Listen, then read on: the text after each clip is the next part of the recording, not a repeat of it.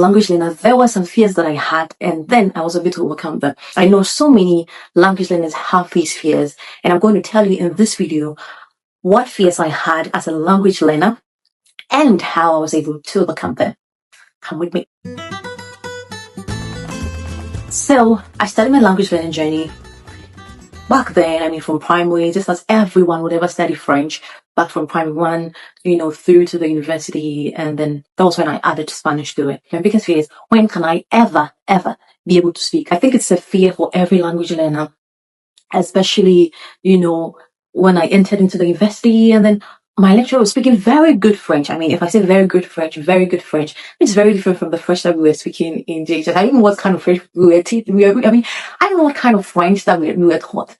But when I went to the university, I found out that no, this French they're speaking here is so different from the French back, primary, what they used to teach us. So I'm like, oh my God. So when can I ever speak like this? When can I ever speak like this? This was my biggest fear. This was my biggest challenge. Or perhaps I was just thinking, so my parents brought me to the university.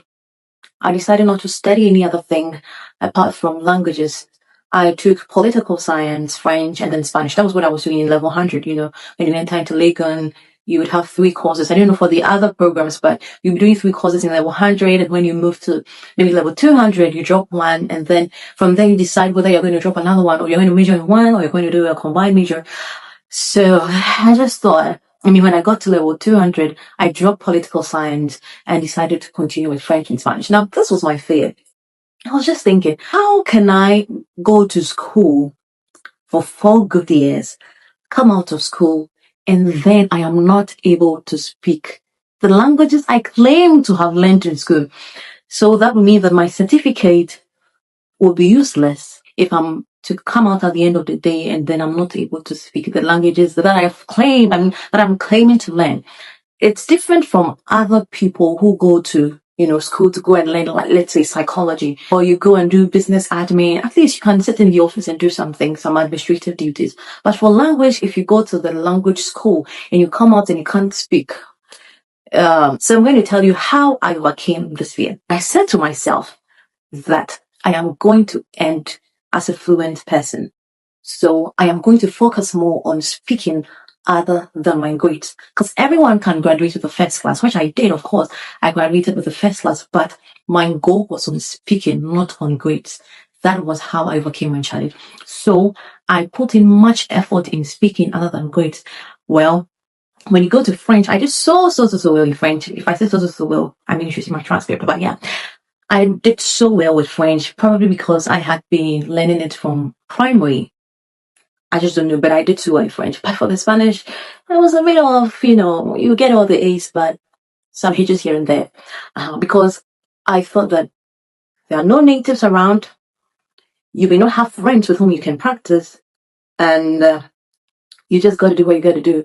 You have to put in all the effort you can if you want to be fluent. If not so fluent, at least you should be able to speak with other Spanish speakers or natives after you are done.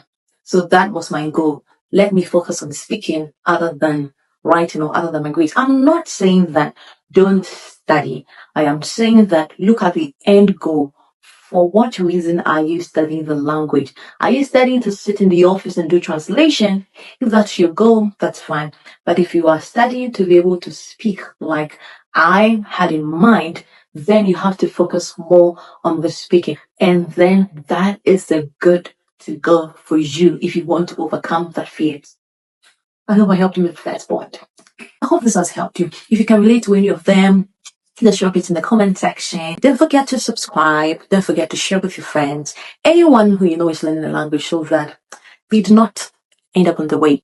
Because there are more opportunities out there if you learn a language. Peace out.